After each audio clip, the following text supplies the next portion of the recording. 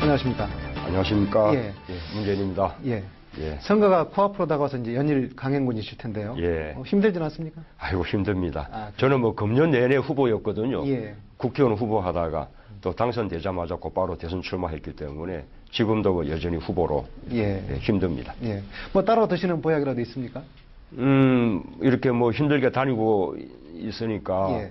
다들 뭐 얼굴이 반쪽이다. 예. 그러면서 많은 분들이 걱정하시면서 뭐 공진단 이런 보약이라든지 건강음료 그런 거 이제 보내주시는 분도 계셔서 때때로 묻고 있습니다. 예. 시민들의 힘을 받고 있군요. 예. 예. 최근에 이제 호남에서 지지도 변화가 있다. 뭐 이런 이제 여론조사 결과가 좀 있는데요. 예. 그 최근 지지율 추이 어떻게 보시고 예. 향후 전망은 어떻게 하십니까? 말씀하신 대로 근래에 전국적으로도 지지도가 많이 이렇게 좋아지고 특히 호남에서 지지도가 큰 폭으로 좋아지고 있는 것 같습니다. 국민들께 감사드리고 특히 또 호남인들에게 감사 말씀 드립니다. 뿐만 아니고 앞으로 우리가 이제 단일화가 이렇게 되게 되면 그 단일화가 국민들에게 주는 감동이라든지 또 그 부음에 의해서 저는 단숨에 이 박근혜 후보의 지지도를 넘어설 수 있을 것이라고 그렇게 기대를 하고 있습니다. 예. 이제 금방 단일화 말씀을 하셨는데 단일화 협의가 이제 좀 급물살을 타는 것 같더니 좀 이제 교착 상태 좀 빠졌어요. 예. 그래서 이제 그 양측 후보 간에 이제 신경전이 좀 치열하던데 예. 삐걱거리는 이유는 뭡니까? 뭐 단일화가 뭐 늘 순탄할 수만 있겠습니까? 뭐 단일화는 원래 논의하다 보면 걸림돌이 이렇게 이제 있기 마련인데 저는 뭐 거쳐야 되는 하나의 이제 과정이라고 생각하고요. 그러나 두 후보 간의 신뢰에는 큰 뭐 변함이 없기 때문에 잘 헤쳐갈 수 있으리라고 생각합니다. 지금 우리 측에서 안철수 후보 측에 대해서 불쾌하게 한 점이 있다면 예. 제가 사과드리겠다는 말씀을 여러 번 이미 드렸거든요. 예. 그래서 지금 시간이 없는 만큼 안철수 후보 측에서 조속하게 협의를 다시 재개해 주기를 그렇게 바라고 있습니다. 예. 저쪽에서는 이제 사과만으로는 좀 어렵다. 좀 가시적인 행동을 보여달라 그런 것 같습니다. 그럼 지금 시기를 보면 우리가 다음 주말이면 이 단일화를 끝을 내야만 후보 등록 전 단일화를 할 수 있는 것이거든요. 예. 지금은 단일화 방안이 결정이 돼도 그 결정된 방안을 실행하는 데만 해도 지금 시간이 부족한 상태입니다. 원래 안 후보 측하고 만남이나 이 단일화에 관한 논의 자체가 지금 많이 늦어져 있습니다. 그동안 안 후보 측에서 가능을 하면 이 단일화 이 논의를 이렇게 늦게 하기를 바라봤기 때문이죠. 이제는 조금 이렇게 소소한 차이들은 좀 넘어서서 좀 속도를 내자는 그런 당부 말씀을 좀 드리고 싶습니다. 예. 저쪽에서 혹시 민주당의 인적 쇄신 압박을 좀 하고 있는 거 아닌가 모르겠습니다. 그렇게 요구하고 있는 것 같지는 않습니다. 예. 과거에 우리 정당에서 흔히 봤던 이 구태 정치의 청산은 우리가 새로운 정치를 위해서 꼭 필요한 일이라고 그것은 뭐 합의를 이미 보고 있는 상태고요. 이 특정인을 대상으로 해서 뭐 인적 쇄신 그것을 지금 하나의 조건으로 요구하고 있는 것 같지는 않습니다. 예. 지금 이제 문 후보와 안 후보의 이제 박빙의 지지율로 봐서는 그 이제 단일화 방식이 후보를 이제 결정을 가늠할 것 같은데요. 그 저번에 이제 광주 조선대 특강에서 통 크게 하겠다 뭐 이런 말씀을 해주셨거든요. 이제 뭐 단판이든 여론조사든 어떤 방식이든 수용하시겠다는 거 아니겠습니까? 예. 저는 뭐 어느 방식이 저에게 뭐 유리하다고 그렇게 뭐 선호하는 방식은 없습니다. 예.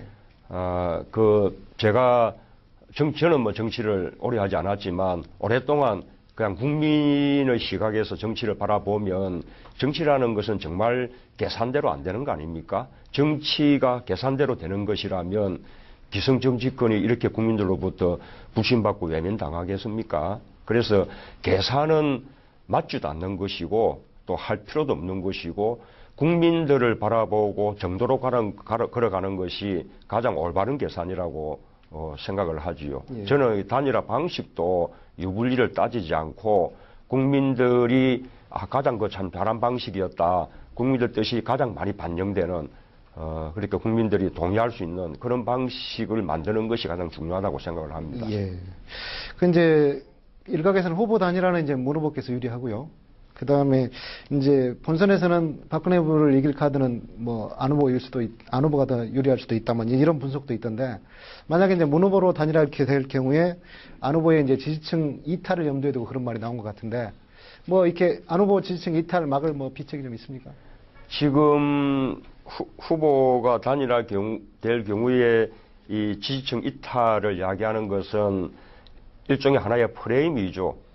우리가 2002년 대선 때를 생각해 보면 그때 노무현, 정몽준 두 분의 단일화는 정말 정체성이 극과 극으로 다른 분들 간의 단일화였거든요. 예. 그때도 단일화가 되면 지지층이 떨어져 나갈 것이다 라고들 했습니다. 실제로 아마 노무현 후보로 단일화됐을 때 정몽준 후보 지지층 가운데서는 상당수가 이탈해서 이해창 후보 지지로 돌아갔을지 모릅니다.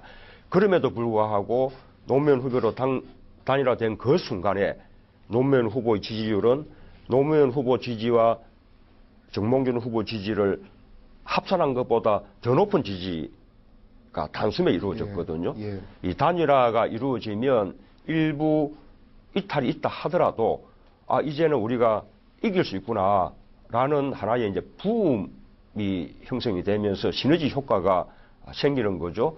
투표장에 우리가 다 가야겠다.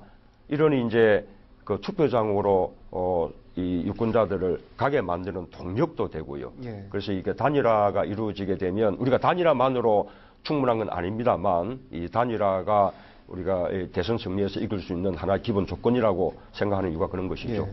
그래서 이제 양측의 지지자를 이렇게 끌어모으기 위해서 이른바 국민연대가 필요하다 뭐 이런 말도 좀 나왔는데 예. 추측이 좀 무성합니다. 국민들 사이에. 예. 그 뭐 어떻게 뭐 통합이나 뭐 신당 창당이나 뭐 여러 가지 이야기 나오고 있던데 혹시 뭐 이야기 된 거나 구상하고 있는 거 있습니까? 이 국민연대라는 방식 또 표현도 안철수 후보 측에서 쓴 표현인데요. 지금 새정치 공동선언을 협의하는 과정에서 뭐 논의됐던 방안은 별다른 것이 없습니다.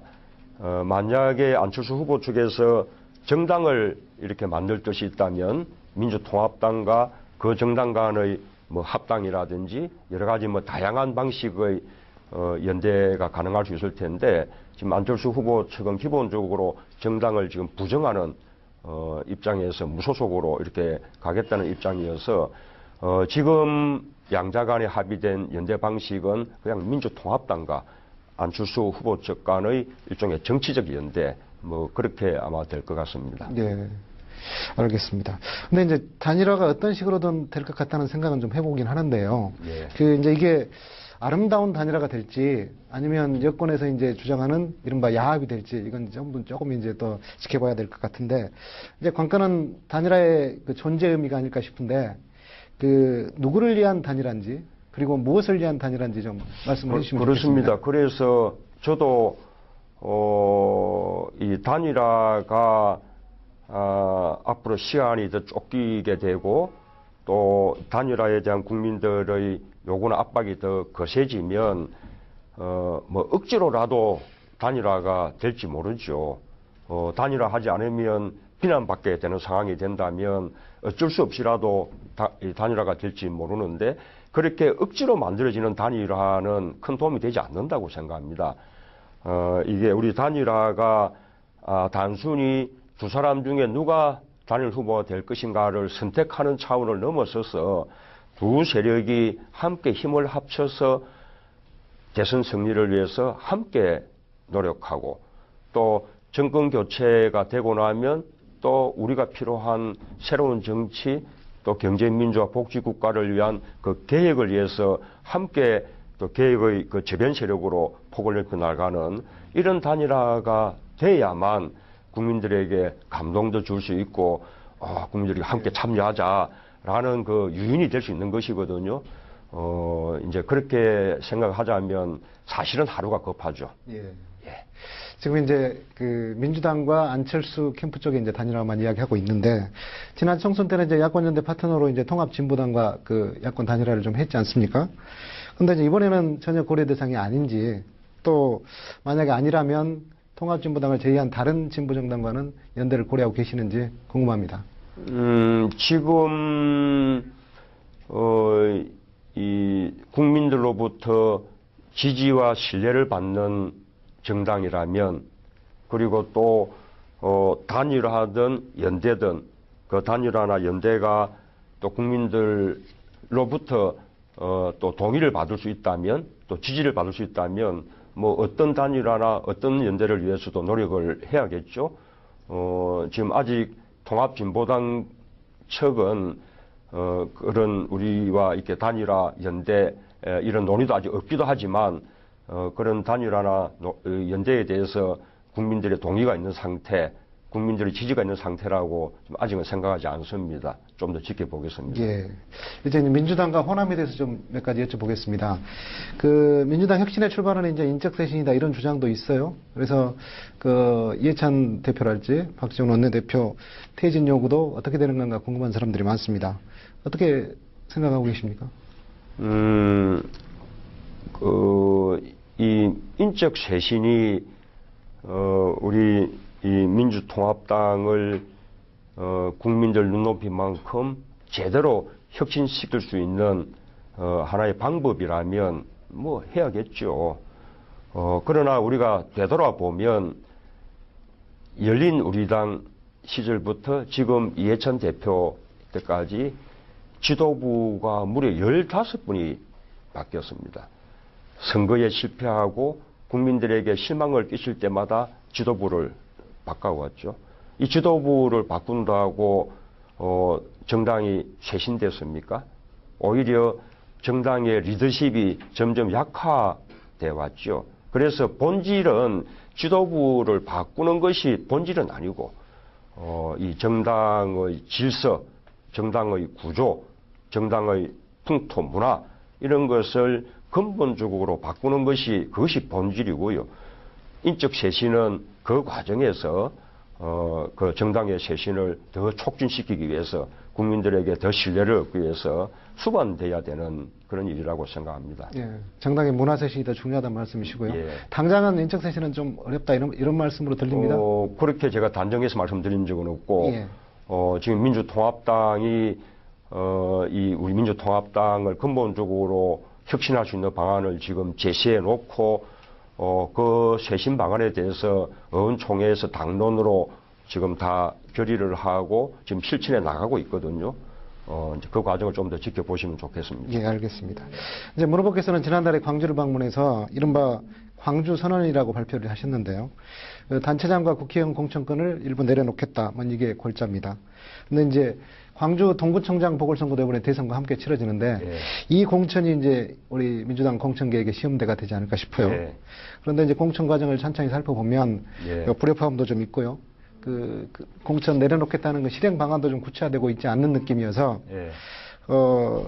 뭐 좀 어떻게 하실 건지 보관이 있는지 한번 여쭤보겠습니다. 아니, 그렇지 않습니다. 이번에 그 동구청장 공천이야말로 우리가 공천권을 국민들께 또 시민들께 돌려드리겠다라는 그 약속을 실천하는 이런 이제 정말 제대로 된 기회로 삼으려고 합니다. 이미 그런 방안을 마련해 두었습니다. 이 컷오프를 통해서 이렇게 선정된 몇 분의 그 후보들을 여론조사를 통해서 또 서너 분으로 압축을 하고 압축된 후보들에 대해서 당원 전수조사 그 비율을 30% 정도 그리고 다시 또 심도 있는 여론조사 그 비중을 70% 정도 그렇게 두어서 후보를 선출하겠다는 것이거든요. 지금 그 후보 선출에 대해서 지금 중앙당에서는 일체 관여하지 않고 있습니다. 아까 방금 말씀하신 30% 비중의 당원 전수조사와 70% 비중의 여론조사 이 방식이 이 우리 주민들의 여론을 반영하는 완벽한 방법일 수는 없겠지만 앞으로 이런 방식을 더 발전시켜 나가려고 합니다. 예. 이제 문턱을 좀 낮춰서 정치 신인들을 좀 그 발굴을 하겠다 이제 그런 뜻도 담겨 있지 않습니까? 예, 그렇습니다. 과거에도 이제 그런 이야기들이 많이 되풀이돼 왔는데, 예. 근데 이제 결과는 그동안 좀 신통치 않았어요. 예. 앞으로는 좀 어떻게 결과가 좀 좋으면 좋겠는데 어떻습니까? 그렇습니다. 과거 원래 우리가 지방자치제를 이렇게 시행한 취지 속에는 뭐 지방자치와 분권을 발전시키겠다는 뜻도 있지만 정치 지도자를 풀뿌리부터 지도자를 육성해 온다는 취지가 있었거든요. 기초의회부터 해서 광역으로 또 이렇게 또 성장한 분이 이제 국회의원으로 이렇게 단계적으로 올라가는 이런 어떤 이제 그 문화들이 필요한데 그동안은 지방자치가 중앙정치에 조금 종속돼 있었거든요. 예. 그것이 이 발전을 억눌러 왔죠. 공천권을 전부 주민들에게 돌려드리고 중앙당의 기득권들을 다 내려놓는다면 아까 지역에서 풀뿌리 지도자들이 자연스럽게 국가적인 지도자로 성장할 수 있는 그 토대가 될 거라고 생각합니다. 예. 이제 문 후보께서는 최근에 그 광주 전남 지역 공약 16가지를 발표를 하셨는데, 이제 대부분 기왕에 발표됐거나 건의한 내용들이 전부 다 뭐 이런 이제 비판도 좀 있고요. 그래서 새로울 게 없다. 이제 그런 비판이 있고, 또 과거에 이제 참여정부의 광주 문화수도, 그 다음에 최근 새누리당의 뭐 영원함 화합형 도시와 같은 그런 그 좀 그랜드한 어떤 공약이 안 보인다. 뭐 이런 지적이 있습니다. 어떻게 생각하십니까? 지금 제가 발표한 광주 전남 정책 공약 가운데 광주 공약은 사실은 강훈태 시장님하고 이미 이제 협의를 한 그리고 또 전남 공약은 박준영 지사님하고 또 협의를 한 그런 공약이거든요. 맞으면 광주 전남 시장님 지사님들의 요구가 다 거의 반영되어 있는 그 공약들이어서 전문가들이 볼 때 어느 누구보다 아주 충실한 그런 지역 공약이라는 평을 이제 받고 있습니다. 지금 이제 물으시는 취지는 참여정부 때 광주 아시아 문화중심 도시 같은 이런 굵직한 새로운 공약이 없다는 것인데 그 점은 지금 아시아 문화중심 도시 이 사업이 아직 지금 제대로 시작조차 안 돼 있는 것이거든요. 원래 당초에 아시아 문화전당이 2010년에 개관될 예정이었는데 지금 막 많이 늦어져 있지 않습니까? 저희가 정권 교체 이후에 속도를 내면 2014년에는 개관이 가능할 것으로 생각합니다. 그러나 이 개관이 다 아닙니다. 건물만 들었으면 뭐합니까? 여기에 제대로 문화 전당의 역할을 할 수 있는 문화 콘텐츠, 그 다음에 인적 기반들이 이제 들어선다 그러면 그것이 그야말로 제대로 된 문화 전당이고 제대로 문화 중심 도시의 기능을 하는 것이죠. 그것을 제대로 하려 그러면 아마 앞으로 당초 예산보다도 훨씬 커져서 6조 원 그 이상의 규모가 되는 사업이 될 것이고 아마 이 단번에 수백 개 이상 우리 임기 중에 3만 5천 개 정도의 일자리 창출 효과가 있으리라고 생각이 됩니다. 그것만 제대로 하는 것만 해도 참여정부 때 아시아 문화중심도시 이 조성사업 그 공약한 것이나 거의 진배가 없는 거예요. 그거 제대로 하는 것이 가장 중요한 것 같고요. 전남도 마찬가지로 이 나주 혁신도시가 한전을 비롯해서 전국에서 가장 큰 공공기관들이 내려오면서 5만 명 규모의 도시로 설계가 된 건데 이명박 정부 들어서 지지부진한 것은 말할 것도 없고 그 규모가 완전히 쪼그라들었거든요. 그거 당초 구상대로 5만 명 규모 이런 혁신도시를 만들어 낸다 그러면 전남 쪽의 성장에 큰 동력이 되죠. 그리고 또 하나 유야무야된 것이 우리가 서남해안 개발을 위해서 서남해안 개발 특별부까지 만들었는데 그것도 다 유야무야 되지 않았습니까? 당초 계획대로 서남해안을 그런 관광 그런 산업으로 개발하는 것과 함께 그쪽을 신재생 에너지의 어떤 하나의 메카로 이렇게 만들어낸다면 이 광주 전남 지방의 기존에 내려오는 한전하고의 시너지 효과도 생기면서 아주 그 지역을 발전시킬 수 있는 획기적인 성장 동력이 될 것이라고 그렇게 확신합니다. 예, 그러니까 기왕의 현안이나 기왕에 벌려놨던 것들을 다 하시겠다. 그렇습니다. 예. 이제 편한 질문 하나 드리겠습니다. 예. 최근 문 후보 부인께서 예. 일주일에 한 번 꼴 이상으로 이제 광주를 찾고 예. 계시는데요. 어떤 면에서는 이제 후보보다 더 열심히 호남을 예, 요즘 공들이고 뭐 있다. 매일 뭐 예. 가다시피 했습니다. 그래서 예. 집에서 혹시 부인께 뭐 고마움을 어떻게 표시하는지. 아유, 너무 고맙죠. 예. 그런데 사실 저는, 저도 뭐 제 정치를 한 것은 뭐 지금 몇 달 안 됐습니다만 그래도 또 다른 분의 정치를 돕는 일들은 좀 했었는데, 우리 그 처는 지금 정말 처음이거든요. 예. 그러니 뭐 더 힘들 텐데 그래도 이제 남편을 위해서 지금 뭐 아주 애를 많이 쓰고 있습니다. 그런데 이 고마움을 표시할 기회도 잘 없어요. 이렇게 뭐 만나는 시간도 이제는 뭐 이렇게 적어졌으니까요. 예. 어제 제 처가 생일이었는데 제가 부산 내려가서 1박하고 또 어제 또 경남까지 방문하고 어젯밤에 예. 서울에 올라왔기 때문에 이 생일 아침도 함께하지 못했거든요. 예. 그래서 제 미안한 심정을 제가 트위터에 이제 글로 올리고 마침 밤에 우리 경희대 동문회 행사가 있어서 우리 부부가 함께 이제 캠퍼스 커플이어서 함께 참석을 했는데 제가 그 자리에서 제 처의 생일이라고 그렇게 이제 소개를 해주고 함께 뭐 생일 축하 노래도 불러주기도 예. 하고 축하 세레모니를 했습니다. 예. 뭐 지금부터는 답변 좀 짧게 좀 듣겠습니다. 예. 이제 여야 가릴 것 없이 경제 민주화, 경제 개혁이 이제 그동안 그 최대 화두였는데요. 그런데 이제 최근에 보수 진영하고 재계를 중심으로 해서 경제 위기론이 다시 이제 나오고 있어서 이들의 주장에 혹시 동의하시는지, 그렇지 않으면 어떻게 돌파하실 건지. 예. 경제 위기가 걱정됩니다. 예. 그런데 그런 위기는 늘 있는 거예요.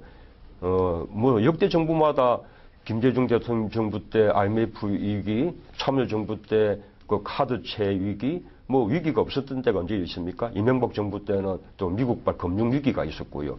그런데 우리도 그 위기에 대비해서 우리 위기 관리할 수 있는 그런 대책을 잘 세워야 되는데, 그러나 그 위기의 본질을 보면 우리가 지나치게 수출 중심 성장 구도가 이렇게 되어 있기 때문에 대외 의존도가 너무 심한 겁니다. 예. 해외의 경기 부침에 우리나라 경기가 너무 좌우되게 돼 있는 것이죠. 또 한편으로는 이 수출 경기가 내수하고 연결되지 않기 때문에 설령 수출이 잘 돼서 경제가 성장한다 해도 중산층 서민들의 삶이 나아지는 것이 없어요. 그래서 이제는 수출 중심이 아니라 수출과 함께 내수도 함께 병행해서 예.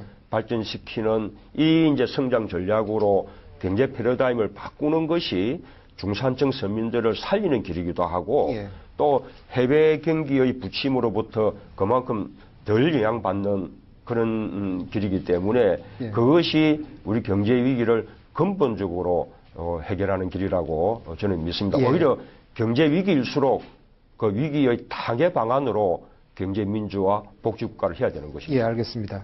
그 자서전 운명인가요? 이제 그 책을 보면은 그 가난을 꿋꿋이 딛고 이제 문 후보께서 이제 그 성장하는 모습이 나오던데, 그런데 이제 지금은 개천에서 용난다 뭐 이런 말은 이제 좀 옛말이 돼버렸어요.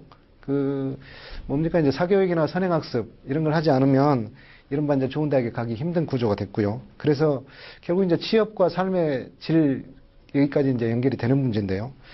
특히 이제 상대적으로 낙후된 우리 이제 광주나 전남 지역은 자녀 교육과 미래에 대해서 이제 그래서 불안이 굉장히 큽니다. 그래서 문 후보께서 이 빈곤에 대물림 막을 특단의 대책은 혹시 있는지? 좀 설명 좀 많이 해야 되는데, 예. 이 짧게 좀 부탁드리겠습니다. 개천에서 다시 용납할 수 있는 그런 사회를 만드는 것이 우리의 목표입니다. 우선 이 교육에서 서로 기회가 균등할 수 있어야 됩니다.